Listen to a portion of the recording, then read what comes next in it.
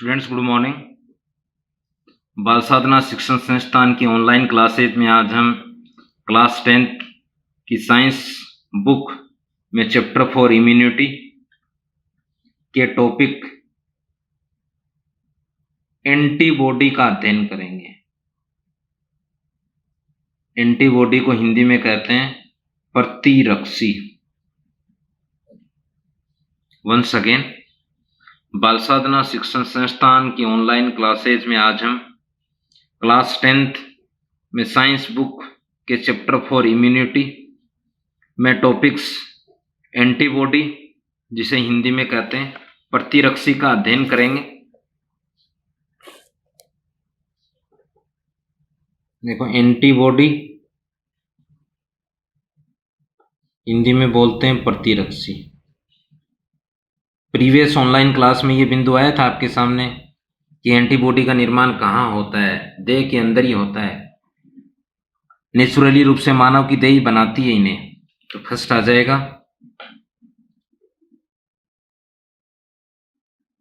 Scientific name of antibody. प्रतिरक्षी का वैज्ञानिक नाम क्या है? देखो, इसे ऐसे दर्शाते हैं, यह साइंटिफिक नेम है इम्यूनोग्लोब्यूलिन।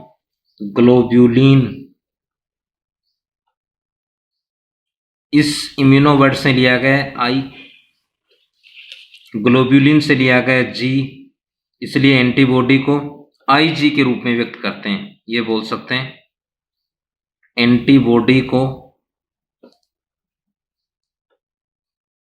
आईजी से व्यक्त करते हैं। आई कहाँ से आया है? इम्यूनो से फर्स्ट लेटर लिया है। जी कहाँ से आया है? ग्लोब्यूलिन से फर्स्ट लेटर लिया गया। इम्यूनोग्लोब्यूलिन क्या है? आज हम जो टॉपिक ले रहे हैं एंटीबॉडी, उसका साइंटिफिक नेम है, वैज्ञानिक नाम है। अब देखो, ये बोल सकते हैं एंटीबॉडी को, यानी प्रतिरक्षी को, immunoglobulin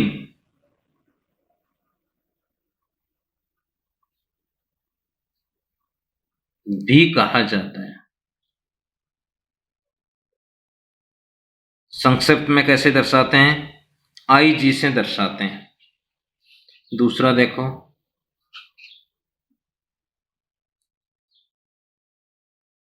shape of formation of antibody. Hindi में बोलेंगे एंटीबॉडी का निर्माण। ये बोल सकते हैं प्रतिरक्षी का निर्माण। पिछले ऑनलाइन क्लासेस में लिया था अपन ने कि जैसे ही कोई एंटीजन यानी फॉरेन पार्टिकल्स मानव की देह में प्रवेश करता है, प्रवेश करने के फलस्वरूप बी लिम्फोसाइट मॉडिफाइड होकर प्लाज्मा सेल और मेमोरी सेल बनाती है। मेमोरी सेल तो मेमोरी रखती हैं कि भविष्य में यदि वही या उसी स्पीसीज का एंटीजन आता है तो तुरंत एंटीबॉडी, बने हुए जो एंटीबॉडी है उनको स्टिमुलेट कर देती हैं। दूसरी प्लाज्मा सेल है, वो एंटीबॉडी बनाती हैं, यानी प्लाज्मा सेल द्वारा एंटीबॉडी का निर्माण होता है। प्लाज्मा सेल्स एंटीबॉडी का निर्माण करती हैं। अब ये भी ध्यान में रखना, प्लाज्मा सेल का निर्माण कौन करती हैं?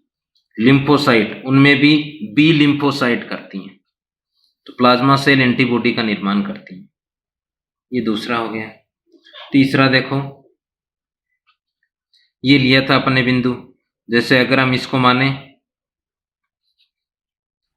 ये मान लें फिगर है एंटीजन का, इस पर विशेष प्रकार की साइट उपस्थित होती हैं। इसको कहा था अपन ने एपिटोप। एंटीजन पर उपस्थित या फॉरेन पार्टिकल उपस्थित वह स्थल, वह साइट जहाँ से का क्या जुड़ती है? एंटीबॉडी। आज हम बनाएंगे अभी ऐसे फिगर। ये यहाँ कुछ साइट उपस्थित होती हैं, इन साइट को बोलेंगे पेराटोप। ये किसका फिगर है? ये फिगर है एंटीबॉडी का। तो ध्यान कर लेना, एंटीजन, ये एंटीजन से संबंधित है। ये आया अभी एंटीबॉडी का फिगर।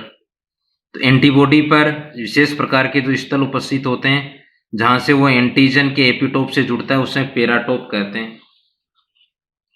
तो नेक्स्ट हम ले सकते हैं इसमें पेराटोप,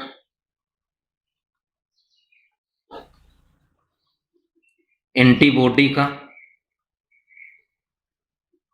हिंदी में कहेंगे प्रतिरक्षी का वह भाग जो एंटीजन से क्रिया करता है उसे पेराटोप कहते हैं। अब देखो पहचान के लिए प्रीवियस ऑनलाइन क्लास में लिया है, दोबारा हम रिपीट कर रहे हैं। एपिटोप ये एंटीजन का भाग है, ये दर्शाया ना मैंने अभी, एंटीजन का वह भाग जो एंटीबॉडी से क्रिया करता है, एंटीबॉडी से क्रिया करता है उसे एपिटोप कहते हैं। अब देखो नेक्स्ट पार्ट है, इसी का नेक्स्ट बिंदु हम ले लेंगे कि एंटीबॉडी की संरचना कैसी होती है। यदि उसको एक आरेख में हम दर्शाएं तो वो आरेख की शेप नजर आता है, सामान्यतः वाई शेप नजर आता है।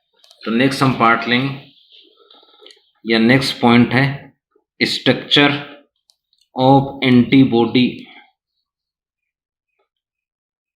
एंटीबॉडी की संरचना।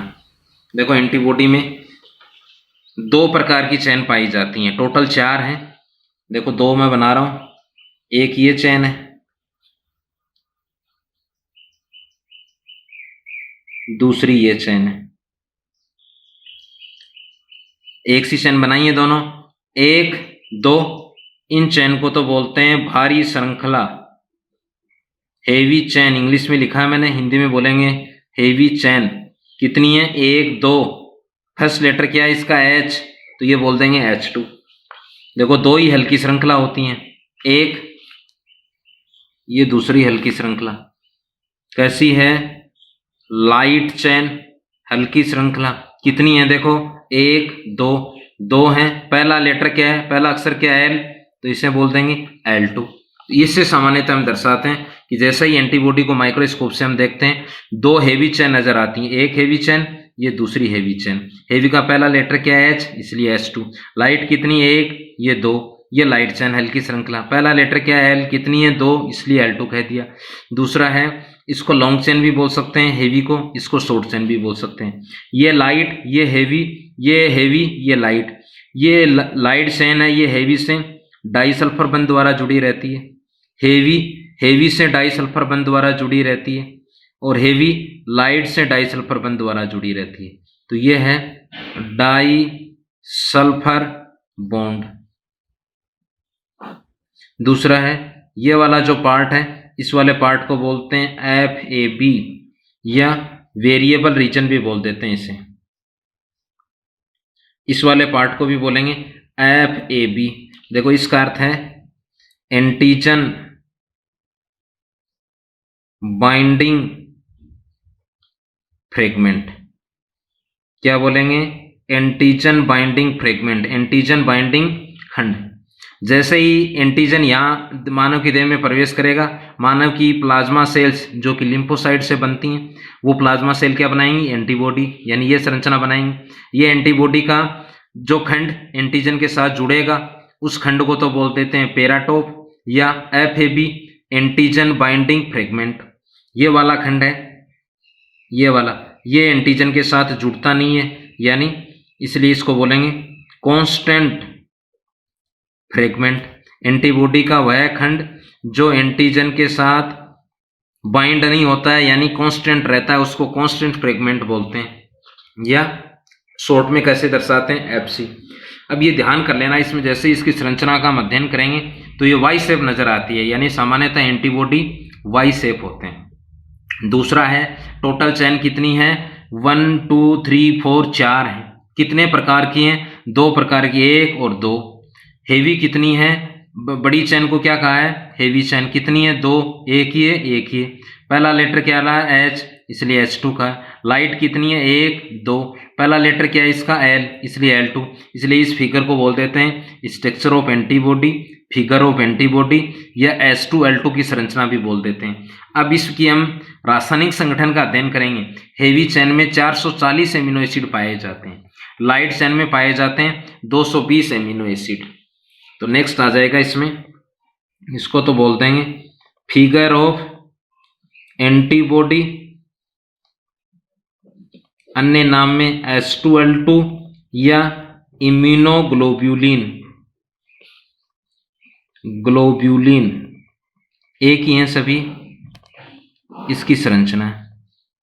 देखो नेक्स्ट है चेन्स ऑफ एंटीबॉडी। कितनी चैन है?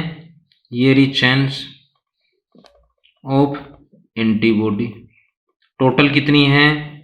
2 हैं। फर्स्ट कौन सी है? हेवी चैन, ये बोल दिया हेवी चैन। इसको क्या बोलेंगे हिंदी में? भारी श्रृंखला। लॉन्ग भी है इसलिए लंबी भी बोल सकते हैं। दूसरी कौन सी है? लाइट चैन, इसको क्या बोलेंगे हिंदी में? हल्की श्रृंखला। हल्की श्रृंखला, हल्की श्रृंखला। ये देखो इनकी संख्या कितनी है? 2। लाइट की भी कितनी है?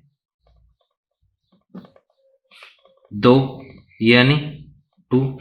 लाइट हेवी तो 1 2, लाइट 1 2। इसमें ध्यान कर लेना, शॉर्ट में लिख रहा हूं मैं एमिनो एसिड। एमिनो से भी ए लिया गया, इससे भी ए लिया गया। इसमें एमिनो एसिड हैं 440, इसमें एमिनो एसिड हैं वो हैं 220। देखो नेक्स्ट है बॉन्ड, क्या इनमें? वो है डाई सल्फर बॉन्ड। कहाँ है? हल्की भारी से जुड़ा हुआ है, भारी भारी से डाई सल्फर, भारी हल्की से। देखो इसके पश्चात अगर हम इसमें देखें इसके पोर्शन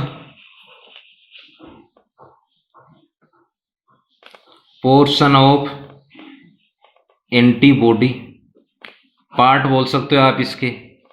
देखो एंटीबॉडी कौन से पोर्शन है?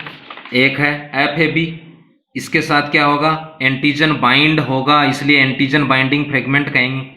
ये कौन सा है? FC, ये हाँ एंटीजन बाइंड नहीं होगा इसलिए इसको स्थिर खंड बोलते हैं, इसको वेरिएबल बोलते हैं, इसको कांस्टेंट बोलते हैं। देखो 2 हैं ये भी। फर्स्ट है वेरिएबल पोर्शन, अन्य अर्थ में क्या बोलेंगे? FAB, antigen binding fragment. दूसरा कौन सा है? कांस्टेंट पोर्शन, इसको क्या बोलेंगे? FC या कांस्टेंट फ्रेगमेंट। इसमें ध्यान कर लेना, यह भाग क्या करेगा? एंटीजन से क्रिया करता है। तो ये क्या आ जाएगा? ये क्रिया नहीं करता है, क्रिया करता है तथा श्रृंखला के NH2 अंश की तरफ पाया जाता है। किस तरफ पाया जाता है? NH2 अंश की तरफ पाया जाता है। दूसरे अर्थ में देखो, अन्य अर्थ में क्या कहते हैं? इससे FAB एंटीजन बाइंडिंग फ्रेगमेंट भी कहते हैं। ठीक है, अब इसके दूसरी स्थिति है, दूसरा पोर्शन है कांस्टेंट पोर्शन, ये इसको क्या बोलेंगे, एफ सी। यह भाग एंटीजन से क्रिया नहीं करता है, ये तो करता है, ये नहीं करता है, इसलिए कांस्टेंट कहते हैं, क्रिया नहीं करता है, तथा श्रृंखला के CH कार्बोक्सिलिक बोलते हैं इसे, अंश की तरफ पाया जाता है। इसको अन्य भाषा में क्या बोलते हैं, एफसी। तो ये बोल देंगे इसे एफसी। एफसी का अर्थ है कांस्टेंट फ्रेगमेंट भी कहते हैं। अब देखो, दोनों बेस पर अगर हम लें कि इनमें एक शब्द आ रहा है NH2, इसमें आ रहा है COOH, यानी वेरिएबल में तो कौन सा है, या FAB में तो NH2, इसमें COOH। क्या होते हैं देखो, अभी बिंदु आया था आपके सामने, हैवी चैन कितनी है, 2 है, लाइट चैन कितनी है, 2 है, इसलिए इस संरचना को क्या बोल देंगे, H2L2 भी बोल देंगे, क्योंकि पहला लेटर H उसका L, 2 हैं तो H2L2। इसमें एमिनो एसिड कितने किए थे, 440 हैवी चैन में, लाइट चैन में कितने होते हैं, 220। दोनों श्रृंखलाएं हल्की भारी से, भारी भारी से, या भारी हल्की से किसके द्वारा जुड़ी रहती हैं, डाई सल्फर बंध द्वारा। ऐसे दर्शाते हैं देखो, कार्बन इसकी वैलेंसी 4 होती है, एक और यदि ये समूह जोड़ दिया, एक और ये जोड़ दिया, एक और ये जोड़ दिया, एक और ये जोड़ दिया, ये तो है एमीन होता है, इसलिए यहां तो लिखा मैंने एमीन। इसका नाम है कार्बोक्सिलिक एसिड, ग्रुप होता है, ये एसिड है, तो इस संरचना का नाम है एमिनो एसिड। ये तो NH2 कहाँ है, FAB की ओर, किस ओर है, श्रृंखला के NH2 अंश की तरफ जो पाया जाता है वो FAB है। एमिनो एसिड इसमें भी पाए जाते हैं, वही हेवी में अगर देखेंगे 440, लाइट में देखेंगे तो कितने होते हैं, 220। और हेवी वाले में जो फ्रेगमेंट उपस्थित है और या हेवी लाइट दोनों का जो टर्मिनल पार्ट है, ये हेवी लाइट दोनों का टर्मिनल पार्ट है, इस श्रृंखला में यहाँ 440 है, यहाँ जो एमिनो एसिड होगा उसका अंश कौन सा होगा, NH2 अंश होगा, ये वाला अंश होगा। अगर हम FC में देखें, कांस्टेंट फ्रेगमेंट में देखें, इसमें भी हेवी चेन पाई जाती है, लाइट नहीं पाई जाती है। यहाँ जो एमिनो एसिड है उस एमिनो एसिड में इस कांस्टेंट फ्रेगमेंट की ओर जो ग्रुप पाया जाता है वो ग्रुप कौन सा है, COOH ग्रुप होता है, इसलिए यहाँ NH2 COOH आए हैं। किसके हैं ये, एमिनो एसिड, क्योंकि एमिनो एसिड भारी श्रृंखला में का निर्माण करते हैं, 440 हैं, हल्की श्रृंखला का भी निर्माण करते हैं, हल्की श्रृंखला में भी कितने हैं, 220। NH2 FAB की ओर है, COOH कांस्टेंट की ओर है, इसमें NH2 को बोलते हैं एमीन, इसलिए एमिनो लिया। ये कार्बोक्सिलिक एसिड है, इसलिए इस संरचना को नाम दे दिया गया एमिनो एसिड। तो ये स्टूडेंट्स आज हमने जो संरचना ली है वो है एंटीबॉडी, आज टॉपिक लिया है वो एंटीबॉडी, और इसमें इसके चेन्स लिए, इसके पोर्शन लिए, इसका कुछ परिचय लिया है, इसकी स्ट्रक्चर लिए संरचना। एक छोटा सा बिंदु हो रहा है इसमें, hinge region, hinge region Hindi में इसे बोलेंगे हिंज या कब्जे भी बोल देते हैं, हिंज या कब्जे भी बोल देते हैं। देखो है क्या,